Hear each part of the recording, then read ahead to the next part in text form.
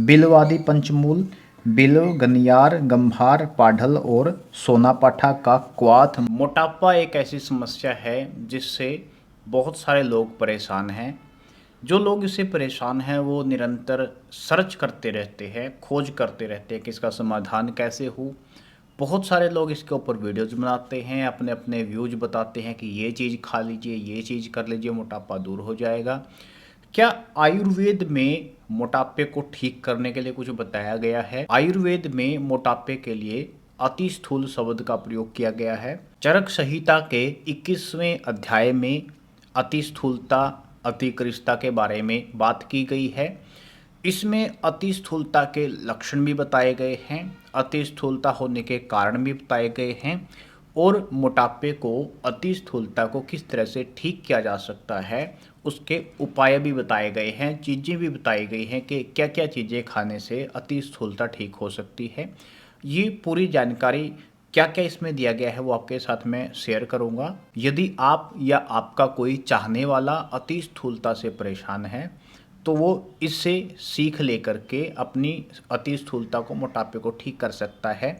उनके साथ ये वीडियो आप शेयर भी कर सकते हैं। चरक संहिता के 21 नंबर अध्याय में सबसे पहले पुरुष के 8 दोष बताए गए हैं, जिसमें अतिकृष्टता और अति स्थूलता भी एक दोष है।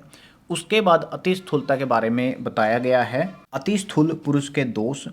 अति स्थूल तथा अतिकृष्ट पुरुषों में शारीरिक कुरूपता के अतिरिक्त अन्य दूसरे निंदित दोष भी होते हैं, जैसे अति स्थूल पुरुष की आयु का ह्रास हो जाता है, उसके शरीर में सुपुर्ति और उत्साह नहीं होता, मैथुन शक्ति की कमी या मैथुन क्रिया में कठिनाई होती है, दुर्बलता, शरीर में दुर्गंध का होना, अत्यधिक पसीना होना, अत्यधिक भूख लगना तथा अत्यधिक प्यास लगना, ये 8 दोष अति स्थूल व्यक्ति में होते हैं। उसके बाद अति स्थूल के कारण बताए गए हैं कि किस वजह से अति स्थूलता शरीर के अंदर आती है। अधिक भोजन करने से, गुरु, मधुर, शीत, संदिग्ध।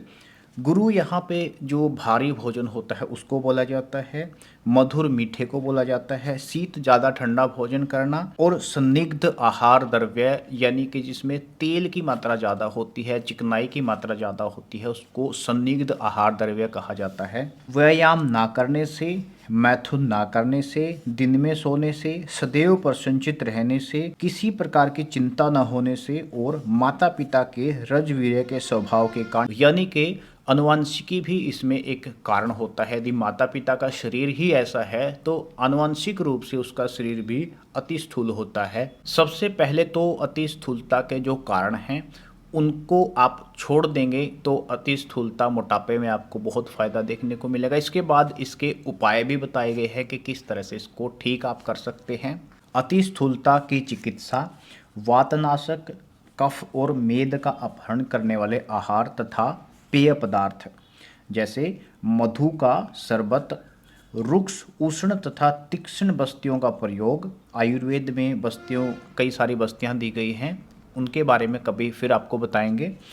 रुक्ष, उबटन, गुडूच, नागरमोथा और हरड़, बहेड़ा और आंवला का सेवन। नागरमोथा एक हर्ब होती है, हरड़, बहेड़ा, आंवला ये हर्ब होती है, तीनों को मिलाकर के त्रिफला बोला जाता है। इनका सेवन करने से मोटापा कम होता है। इसके बाद तकरारिष्ट का सेवन करने से, तकरारिष्ट एक अरिष्ट होता है।